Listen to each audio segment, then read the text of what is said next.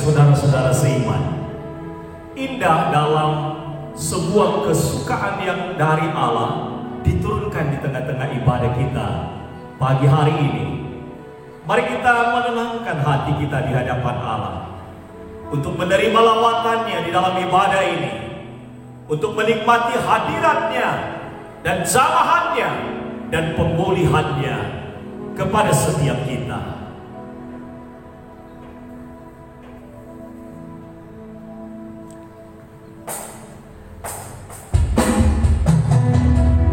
Dengan bangkit berdiri bersama-sama, lantunkan pujian yang menyatakan kerinduan kita kepada Allah kita. Sebab kita selalu ada di hatinya, dan Dia selalu merindukan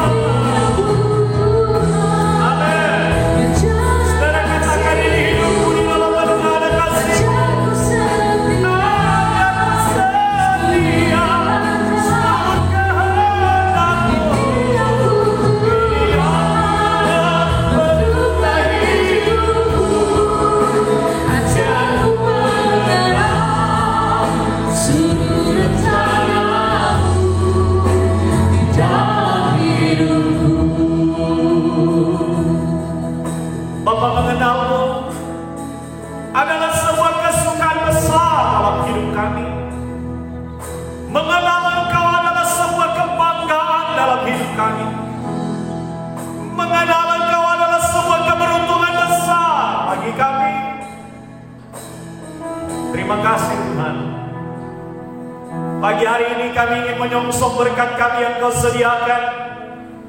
Sebab ibadah yang terjadi pagi hari ini berasal daripadamu, datang daripadamu, yang menciptakan kami dan yang menciptakan langit dan bumi, yang tidak pernah meninggalkan perbuatan dan kesetiaan tangannya.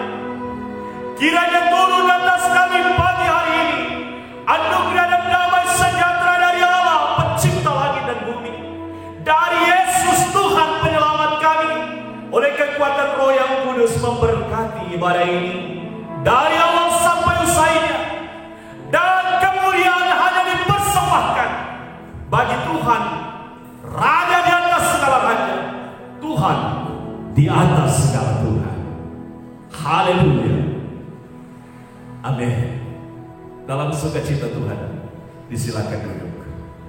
Nas Alkitab yang mendahului khotbah terambil dari Yohanes pasal 15 ayat 16. Demikian firman Tuhan, bukan kamu yang memilih aku, tetapi akulah yang memilih kamu, dan aku telah menetapkan kamu supaya kamu pergi dan menghasilkan buah, dan buahmu itu tetap, supaya apa yang kamu minta kepada Bapa dalam namaku diberikannya kepadamu. Haleluya. Bapak Ibu Saudara, setiap kita, baik anak kecil, remaja, pemuda, dewasa yang lanjut usia, Allah memanggil kita dengan semangat seorang yang bergairah, yang digambarkan sebagai seorang muda yang memenuhi panggilan Allah, yang mendengar suara Tuhan yang berkata, ya Tuhan, aku siap. Amin.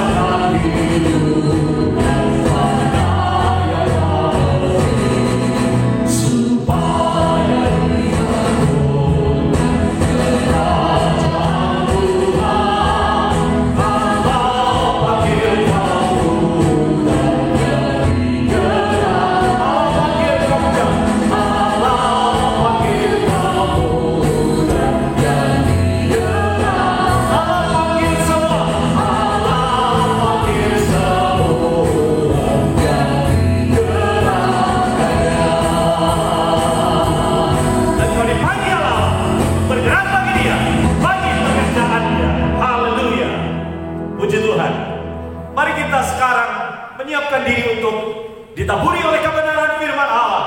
Roh Allah rindu untuk berbicara kepada kita sekalian. Mari kita sambut dengan bangkit berdiri bersama. Satu kerinduan kita ialah selalu berada, bekerja bagi Dia.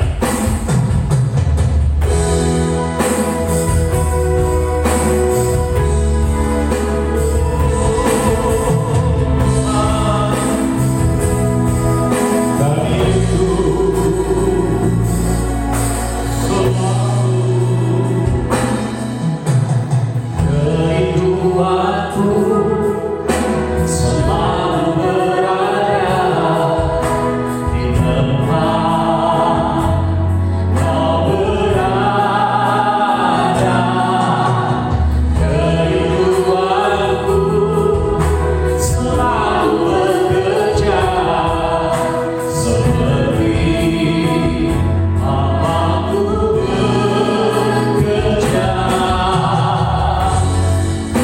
Dengarkan Tuhan, isi hatimu, saat kau manggilku siang, ini aku selalu ini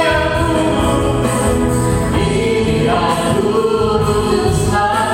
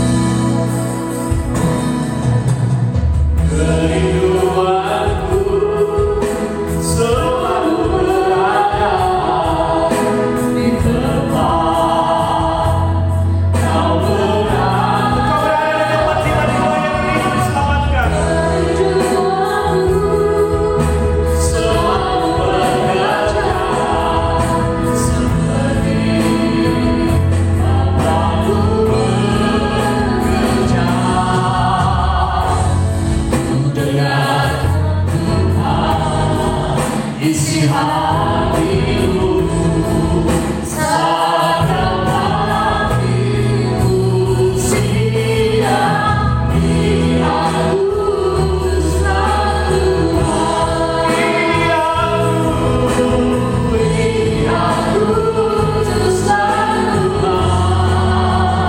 ini aku selalu kemanapun kau pilih, ketika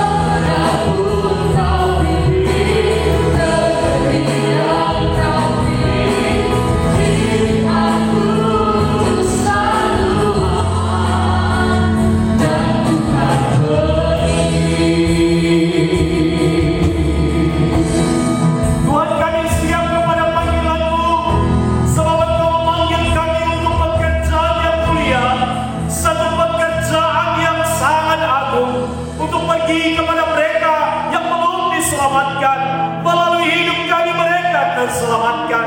Kini pendengarkan suaramu kepada kami, hanya suaramu, dan hanya dengar-dengaran akan Engkau yang menjadi satu fokus kami di tengah-tengah pemberitaan yang sebentar kami akan dengarkan.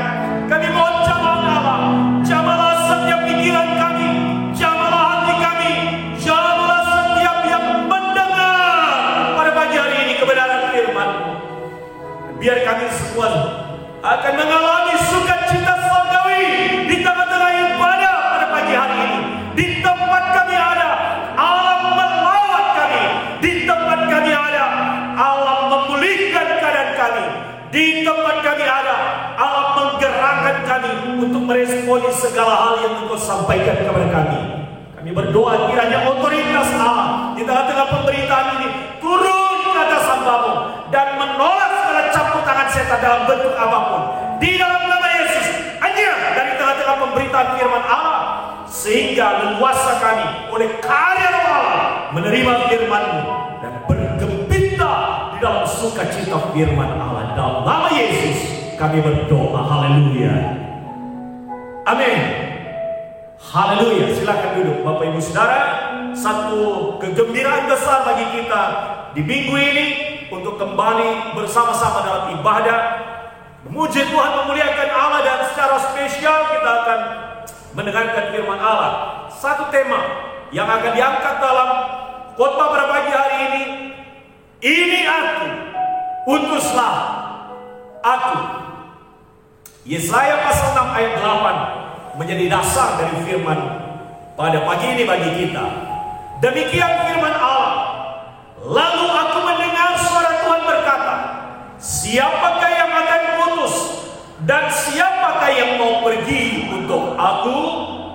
Maka sahutku, ini aku, utuslah aku. Bapak Ibu Saudara, dari firman Tuhan ini ada 3 alasan mendasar mengapa kita berkata ini aku, utuslah aku. Jangan berkata ini aku, utus dia. Tapi tema kita, ini aku, utus aku. Alasan yang pertama yang mendasar mengapa kita berkata ini aku, utuslah aku. Yang pertama, Tuhan memiliki proyek besar. Dalam pengetahuan Tuhan, Ia akan memilih orang-orang yang akan diutusnya untuk proyeknya. Proyek Allah adalah proyek pemenangan jiwa. Proyek Allah adalah proyek penyelamatan umat manusia. Proyek Allah adalah memindahkan orang dari calon penghuni neraka menuju calon kepada penghuni surga.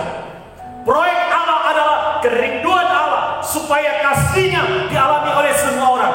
Proyek Allah ialah supaya setiap orang yang terikat di dalam kuasa dosa dan iblis, mereka dibebaskan oleh karena berita dari sukacita oleh Injil di dalam Yesus Kristus. Itu proyek Allah, dan proyek itulah yang sekarang menjadi sesuatu hal yang penting, menjadi alasan dasar mengapa kita berkata, ini aku, utuslah aku. Kalimat di dalam firman yang baru kita baca, siapakah yang akan kuutus? Ini mempunyai arti.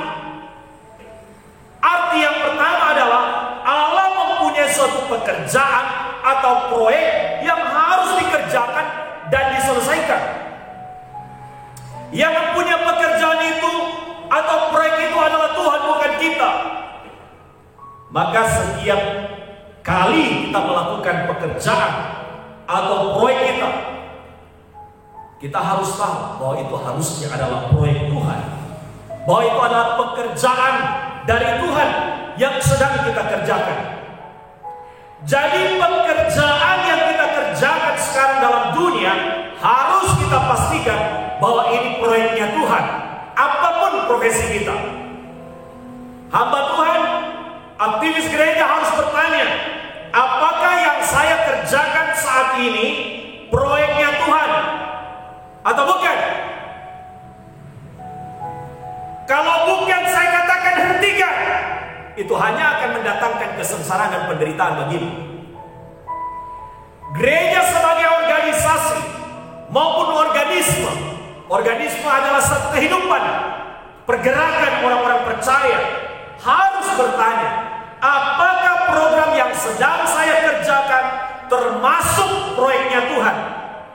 Kalau engkau sadar itu bukan proyeknya Tuhan, kalau engkau sadar itu bukan sesuatu hal yang untuk Allah dimuliakan, maka saya katakan segera hentikan.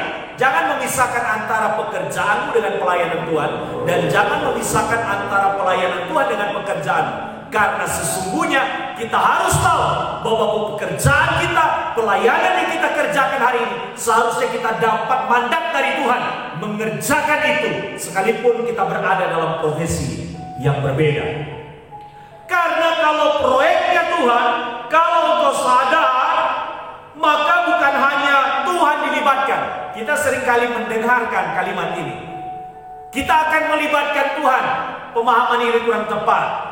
Kita bukan melibatkan Tuhan, karena itu bukan proyek kita, tapi kita yang dilibatkan oleh Tuhan, karena itu proyeknya Tuhan, dan kita mengambil bagian di dalamnya karena Allah mempercayakan. Jadi tolong dikoreksi kebiasaan yang sering kadang-kadang kita tidak sadari. Saya mau melibatkan Tuhan, ini konsepnya kurang tepat. Yang benar adalah saya mau dilibatkan oleh Tuhan, karena sesungguhnya Allah yang punya proyek, Allah yang punya pekerjaan, Allah yang punya rancangan yang besar bagi hidup kita, bagi hidup umat manusia, dan kita dilibatkan di dalamnya. Kalau kita berkata saya melibatkan Tuhan, kita seolah-olah berkata ini adalah proyek saya, padahal ini adalah proyek dan pekerjaan Tuhan. Dengar yang saya katakan pagi hari ini, siapapun engkau pemimpin rohani, siapapun engkau pemimpin dalam pemerintahan, Siapapun engkau pemimpin organisasi umum, siapapun engkau pemimpin perusahaan, siapapun engkau bahkan pemimpin rumah tangga sekalipun, harus bertanya, apakah saya sedang mengerjakan proyeknya Tuhan dalam bidang atau bagian yang saya sekarang ini sedang jalani? Tanya itu. Karena kita tidak bisa melepaskan keluarga kita dari rancangan Tuhan. Kita tidak bisa melepaskan pekerjaan di perusahaan kita dalam rancangan Tuhan. Kita tidak bisa melepaskan jabatan kita di dalam pemerintahan dengan memisahkannya dari Tuhan, atau melepaskan pekerjaan pelayanan kita atau aktiviti kita itu terpisah dari Allah. Kalau demikian, kita hanya menyengsarakan diri tanpa tahu tujuan dan arah yang kita kerjakan. Yang mempunyai proyek, saudara-saudara, berhak memecat, berhak mengganti, berhak mengambil alih, berhak menamatkan karir saudara dan saya apabila tidak sedang mengerjakan proyek yang ditetapkan oleh Allah. Jadi ingat baik-baik, temukan bahwa di dalam setiap bidang, di dalam setiap aktivitas kita harus temukan bahwa kita sedang mengerjakan pekerjaan dan proyeknya Tuhan. Kolose pasal 3 ayat 23 sampai 24 menegaskan apa yang sudah saya sampaikan. Berkata demikian, apapun juga yang kamu perbuat, perbuatlah dengan segenap hatimu seperti untuk Tuhan dan bukan untuk manusia. Kata seperti untuk Tuhan. Sekali lagi, kata seperti untuk Tuhan berarti kita bekerja untuk Tuhan. Sekali lagi saya katakan, kalimat seperti untuk Tuhan berarti kita bekerja untuk Tuhan, melayani untuk Tuhan, karena Dia memberi proyeknya di tempat atau bagian kita masing-masing di dunia ini. Jadi seharusnya kita harus memandang pekerjaan kita harus memandang pelayanan kita harus memandang seluruh aktivitas kita sebagai bekerja untuk Tuhan. Ayat 24 di dalam Kolose pasalnya yang ketiga, saya lanjutkan. Kamu tahu bahwa dari Tuhanlah kamu akan menerima bagian yang ditentukan bagimu sebagai upah. Kristus adalah Tuhan dan kamu hambanya. Kalimat Kristus adalah Tuhan dan kamu hambanya menunjukkan posisi kita dalam proyek atau pekerjaan Allah dalam dunia ini. Kita bertanggung jawab kepada Tuhan kita, yaitu Yesus Kristus Tuhan. Kalimat siapakah yang akan kuutus di dalam nats utama yang kita baca, arti yang kedua, siapakah yang akan kuutus, berarti Allah sedang melakukan proses seleksi sehingga bertanya pada dirinya, siapakah yang akan kuutus? Jadi dalam kemahatauannya Ia mengamati dan melihat siapa yang akan Dia utus. Ingat Bapak Ibu, kita adalah duta-duta Allah di dalam dunia ini. Kita menjadi duta Allah di dalam keluarga kita. Kita menjadi duta Allah di dalam masyarakat kita.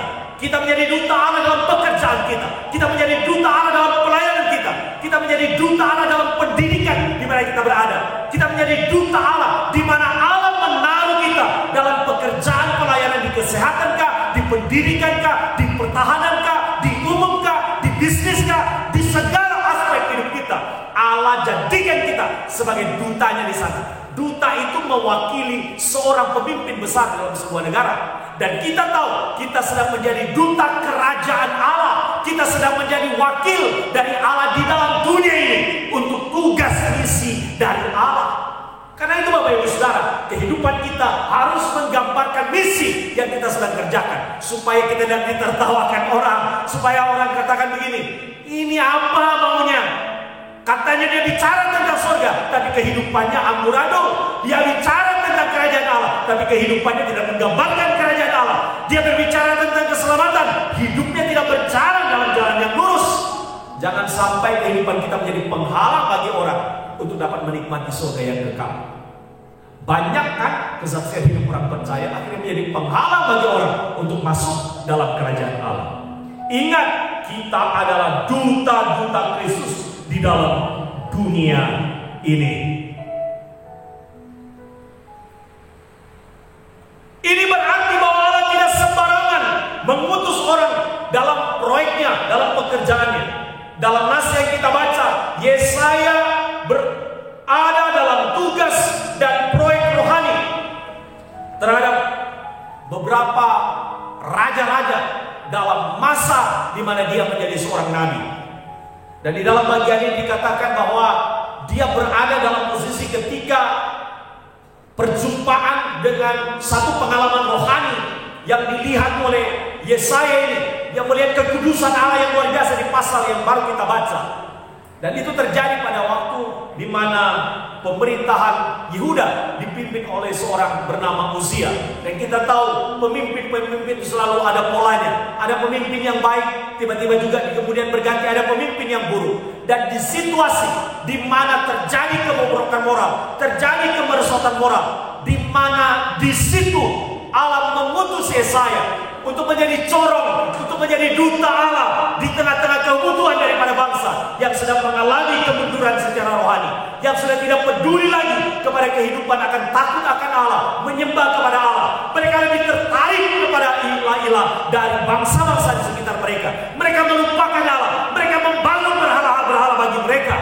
Disitulah Allah mengutus Yesaya untuk memberitakan kepada mereka kabar dari Allah, untuk mengingatkan mereka akan dosa, untuk membawa mereka kembali kepada kesadaran, untuk kembali kepada Allah.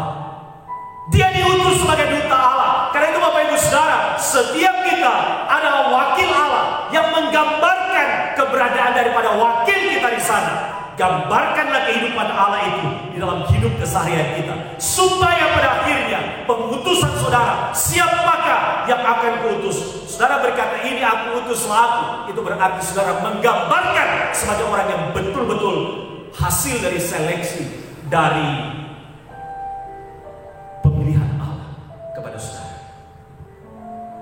Alasan yang kedua, mengapa kita harus berkata ini aku utuslah aku? Tuhan sampai sekarang membuka pendaftaran.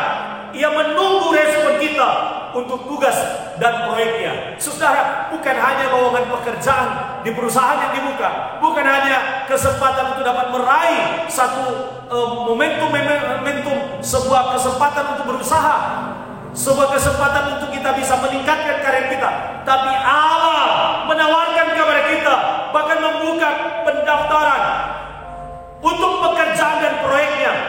Tuhan sampai sekarang membuka pendaftaran bagi proyeknya, bagi tugas pelayanan yang sedang dia rancangkan untuk dunia ini.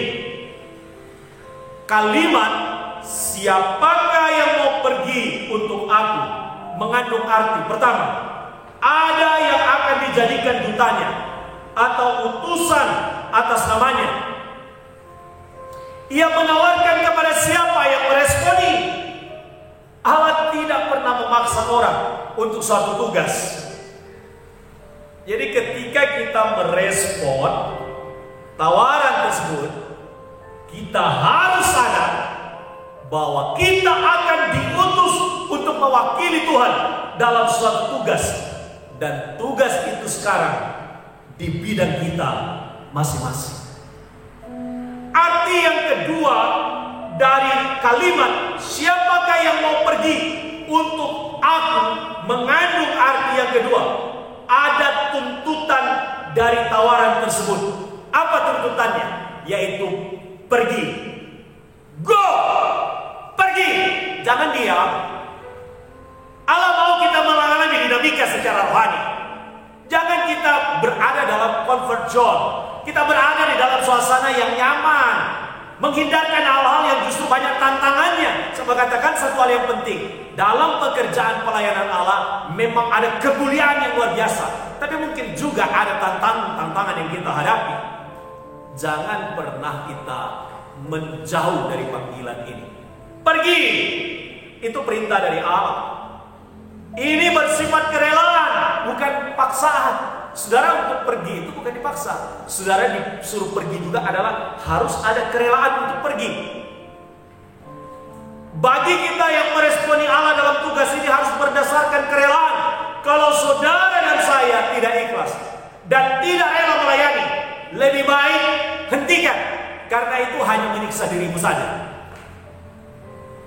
Berarti saudara tidak memahami bahwa meresponi Allah itu bukan terpaksa, tapi harus berdasarkan kerelaan. Ada amin, saudara-saudara? Saudara harus datang dalam sebuah ibadah, dalam panggilan Allah untuk pergi beribadah, itu harus dengan rela. Saudara memberi diri untuk pekerjaan Tuhan, melayani di gereja, melayani di tempat tugas saudara, melayani di dalam masyarakat, melayani di perusahaan saudara, melayani di pemerintahan.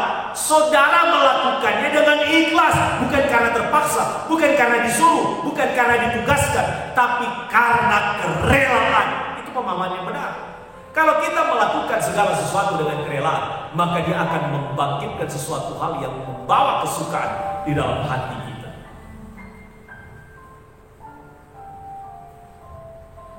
Kalau kita melakukan segala sesuatu bukan karena panggilan hati, karena Tuhan, maka kita akan bekerja, melakukannya tidak ada manfaatnya. Itulah sebabnya orang yang telah merespon Allah tidak mengeluh dalam tugasnya. Saya ulang sekali lagi.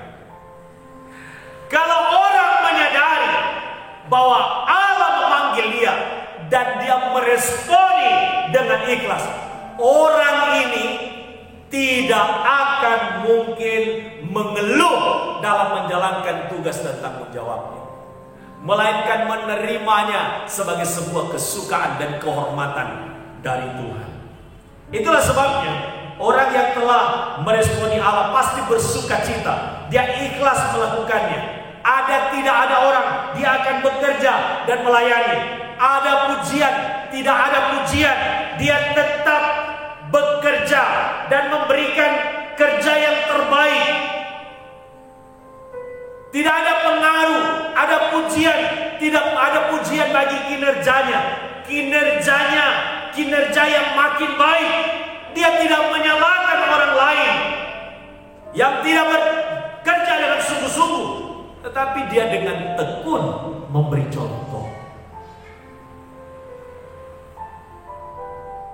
Saudara, apakah saudara dulu dalam jabatan di pucuk pimpinan, maupun saudara bekerja di tempat yang paling sederhana, menjadi cleaning service kah, atau menjadi apa saja, saudara, kalau kita melakukannya dengan penuh kerelaan, melakukannya dengan semangat, melakukannya dengan konsisten, bukan hanya manusia yang menilai, tapi Allah menilai itu sebagai sebuah pekerjaan yang sedang saudara kerjakan sebagai orang yang diutusnya di sana. Jadi kita melayani bukan karena jabatan, kita melayani bukan karena kedudukan, kita melakukan tugas tanggung jawab kita bukan karena jabatan, bukan karena kedudukan, tapi kita melayani dan bekerja karena panggilan hati untuk Tuhan. Kita melayani dan bekerja karena panggilan hati untuk Tuhan. Alasan yang ketiga dan yang terakhir, mengapa kita berkata ini aku, utuslah aku. Tuhan menunggu keputusan kita. Ini alasan yang ketiga. Tuhan menunggu keputusan saudara dan saya. Setiap kali ada hal yang penting yang saudara dan saya hadapi, baik pribadi, keluarga, organisasi, saudara pasti kita membutuhkan sebuah keputusan. Keputusan yang kita ambil tentu adalah keputusan yang terbaik, minimal resikonya, dan mendatangkan kebaikan, keadilan, dan keuntungan, dan mendatangkan juga kemaslahatan atau kemanfaatan bagi orang banyak. Dalam ayat ini Tuhan bertanya, siapakah yang akan putus dan siapakah yang mau pergi untuk aku? Apa respon Yesaya ketika Tuhan menyatakan panggilannya kepada Yesaya? Ia berkata dalam Yesaya pasal 6 ayat 4, aku ini najis bibir Ia sadar bahwa ia orang yang tak layak. Dia sadar bahwa dia orang yang tak pantas. Dia sadar bahwa dia orang yang berdosa. Ia melihat Allah yang kudus yang memanggilnya. Ia berkata, celakalah aku binasa. Seterusnya Yesaya berkata, aku tinggal di tengah-tengah bangsa yang najis bibir. Intinya adalah ia merasa tidak layak. Bukankah banyak orang yang berkata, Tuhan, aku tidak layak, aku tidak pantas. Jangan aku, biarkan dia yang diutus. Saudara, lihatlah Yesaya. Yesaya adalah orang yang juga tidak lepas daripada kekurangan. Yesaya juga menyadari akan hal itu, akan kekurangannya, akan keberadaan keberdosaannya. Saudara, yang dibutuhkan di sini adalah kejujuran kita, keterbukaan kita, untuk bisa mengakui bahwa kita memang orang yang najis bibir, orang yang berdosa, orang yang tak layak, orang yang tak pantas. Tapi kita berkata kepada Tuhan, apakah aku orang yang tak layak, yang tak pantas ini? Berkenankah Engkau memakai aku dan memanggil aku, sehingga aku bisa mengambil keputusan hari ini? Ini aku, utuslah aku. Saudara, banyak orang yang dipanggil untuk melayani pekerjaan Tuhan. Banyak orang yang dipanggil menjadi pengikut Yesus adalah orang-orang yang pada awalnya tidak memenuhi kriteria. Kadang-kadang tidak masuk akal bagi kita. Orang seperti Petrus yang karakternya itu karakter yang keras. Orang yang cepat sekali merespon, orang yang cepat sekali bereaksi. Dia cepat sekali marah, dia cepat sekali tersulut emosinya.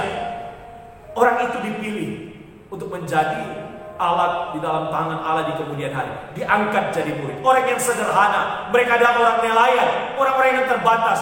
Bukankah Allah bisa mencari orang-orang hebat, mencari orang-orang yang mempunyai kemampuan yang luar biasa? Tapi Allah memilih orang-orang yang sederhana karena mereka menyadari dalam ketidakmampuan mereka. Mereka sekarang mau untuk Allah melengkapi mereka, melayakkan mereka. Sebab kadang-kadang kalau kita merasa diri kita mampu, kita menjadi sombong. Kita kadang-kadang merasa diri kita hebat dan melakukan ini dan itu. Kita merasa bahwa saya itu bisa melakukannya karena saya. Saudara, orang-orang seperti ini tidak dipilih oleh Allah.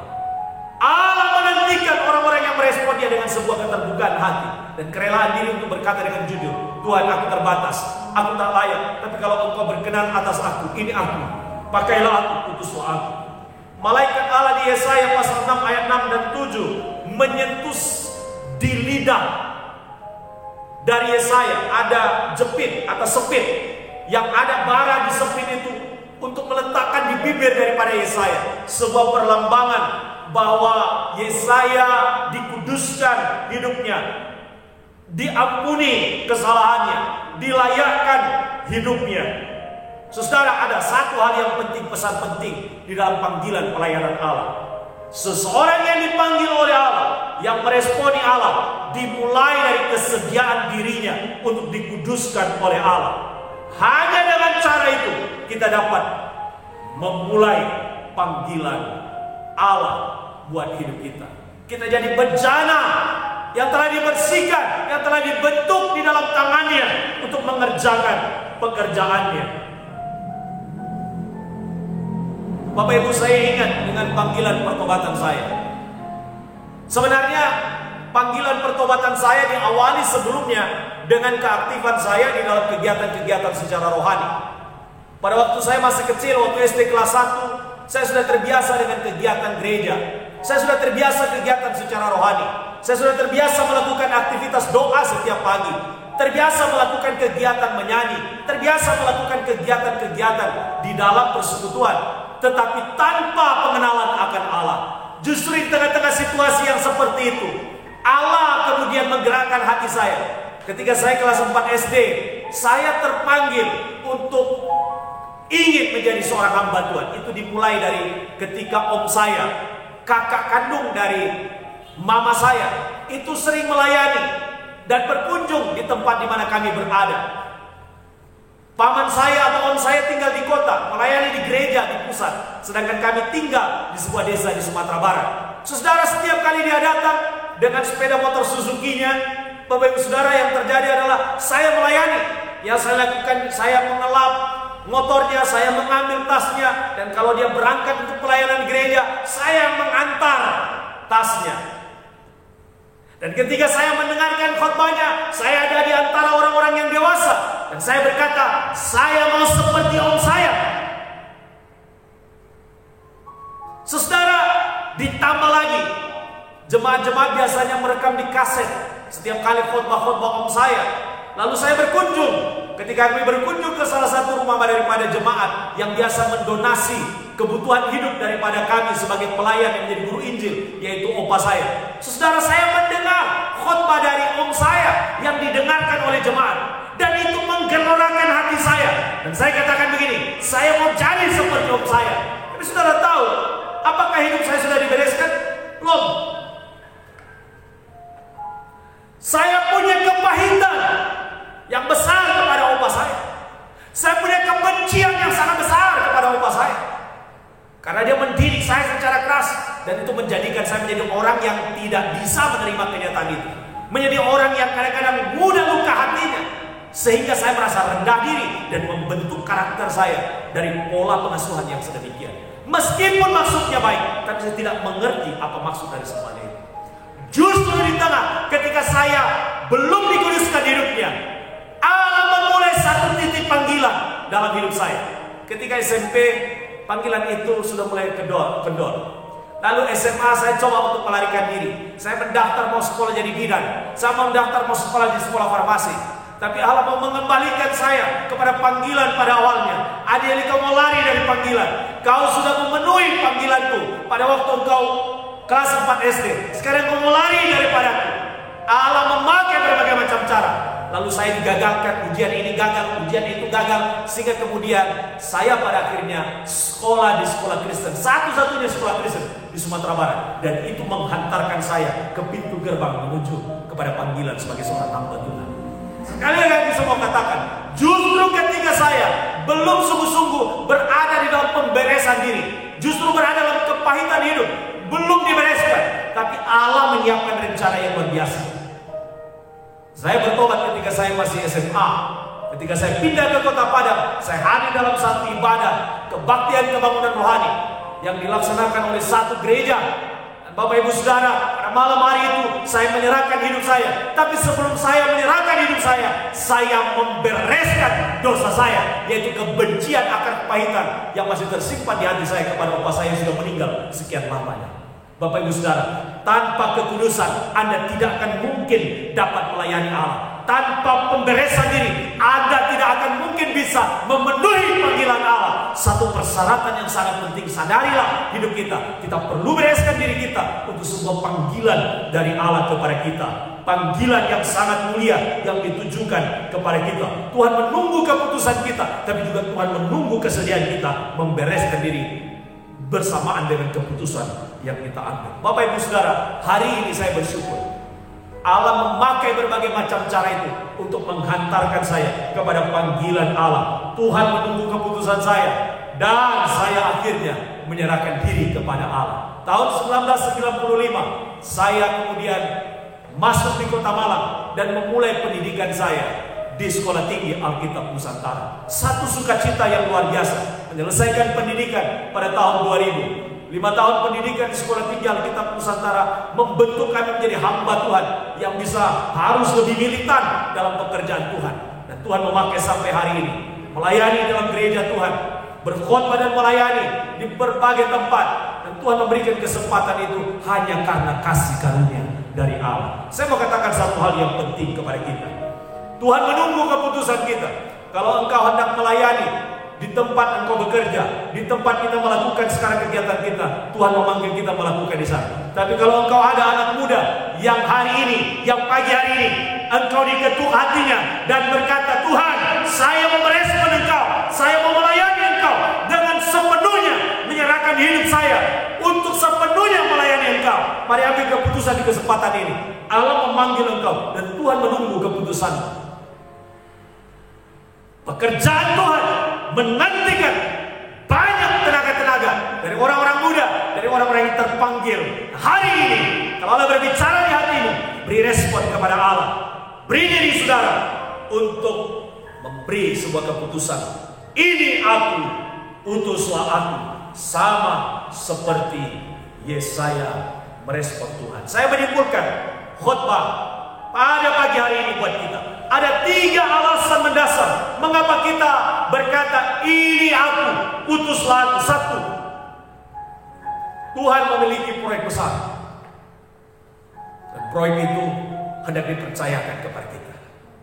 Proyek kerajaan Allah untuk penyelamatan dan kesejahteraan seluruh umat manusia melalui kita, di dalam kita, dan oleh kita yang berkarya untuk lebih banyak orang diselamatkan. Yang kedua, Tuhan sampai sekarang masih membuka pendaftaran yang menunggu respon kita untuk tugas dan proyeknya. Siapakah yang akan kuutus? Ini aku, utuslah aku. Yang ketiga, sebagai kesimpulan terakhir, Tuhan menunggu keputusan kita. Apakah engkau mau mengambil keputusan itu? Dimanapun engkau berada, apapun profesimu, ambil keputusan ini. Ini aku, utuslah aku menjadi dutamu, menjadi duta kerajaan. Lebih-lebih lagi bagi orang-orang muda yang mau menyerahkan diri menjadi hamba Tuhan, melayani pekerjaan Tuhan. Mulia sekali engkau sedang mengerjakan satu pekerjaan bersama dengan Allah, bermitra dengan Allah, menjadi rekan sekerja Allah, satu kehormatan tersendiri. Berbahagialah kita yang mendengar, yang merespon firman Allah, dan yang menggerakkan kehidupannya untuk menyediakan dirinya untuk digerakkan oleh Allah dalam pekerjaan pengutusan yang mulia. Tuhan memberkati kita. Mari kita berdoa. Tuhan, terima kasih karena Engkau sudah berbicara kepada kami. Kami yakin dan percaya apa yang hamba-Mu sampaikan, Roh Kudus teruskan di hati kami, dan dia menjadi sesuatu hal yang terus menggoncang hati kami. Dia terus mendobrak hati kami, menerobos hati kami, sampai kami berkata, Tuhan, ini aku, utuslah aku. Haleluya. Amin.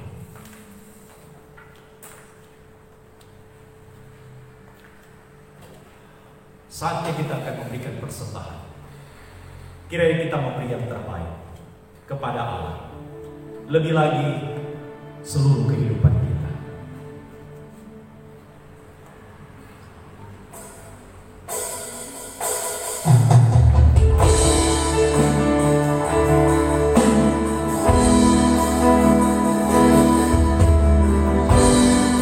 Doa kita ialah terjadi keajaiban di bangsa kita, di negara kita, sehingga sirna susah yang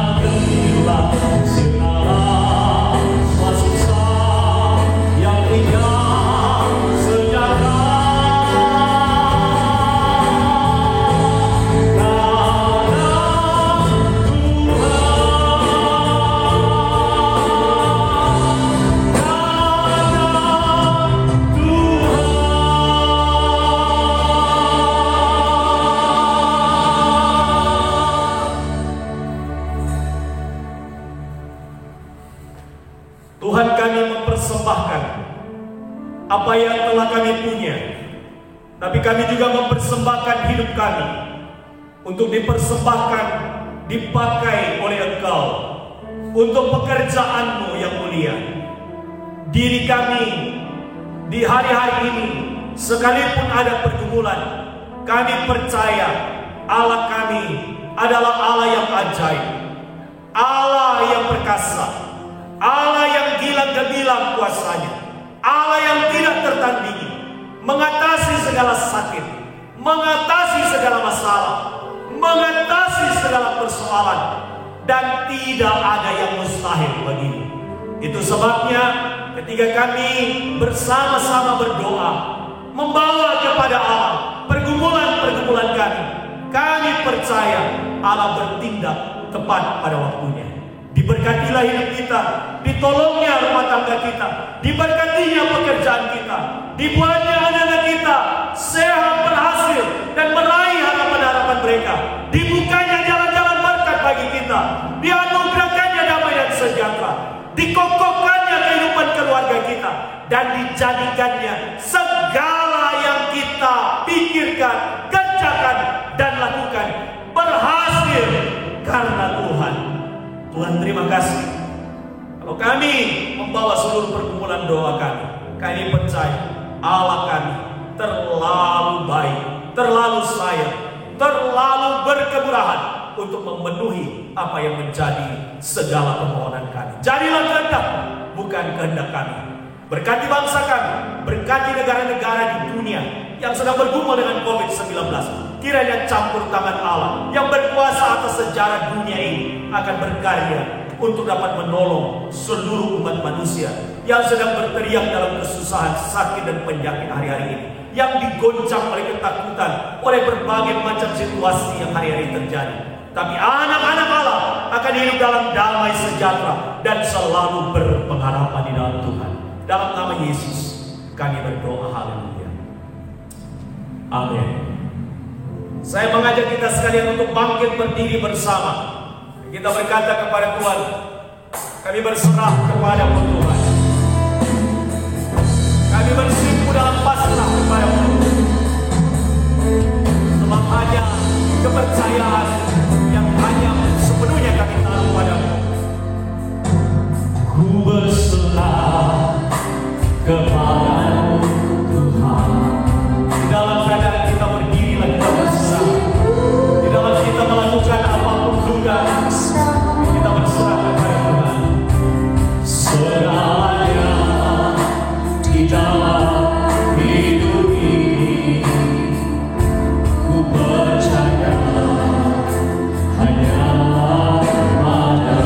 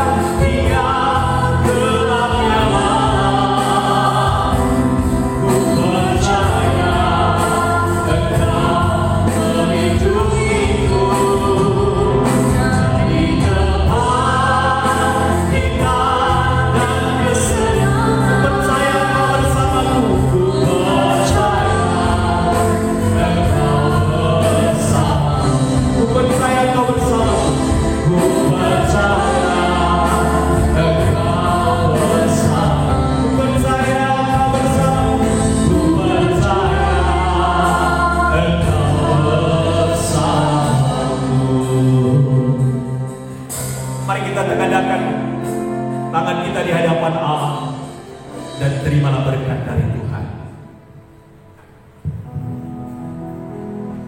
Tuhan memberkati engkau dan melindungi engkau.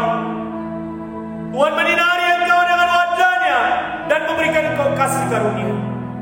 Tuhan menghadapkan wajah-Nya kepadamu dan memberi engkau damai sejahtera dari hari ini bahkan sampai selama-lamanya. Bapa, terima kasih. Bapa, terima kasih. Bapa, terima kasih. Bapa di dalam surga, ku berterima kasih.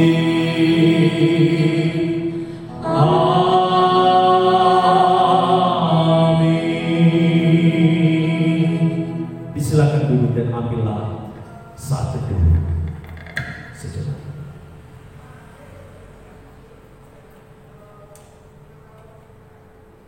Amin. Selamat hari Minggu. Tuhan Yesus memberkati kita. Shalom.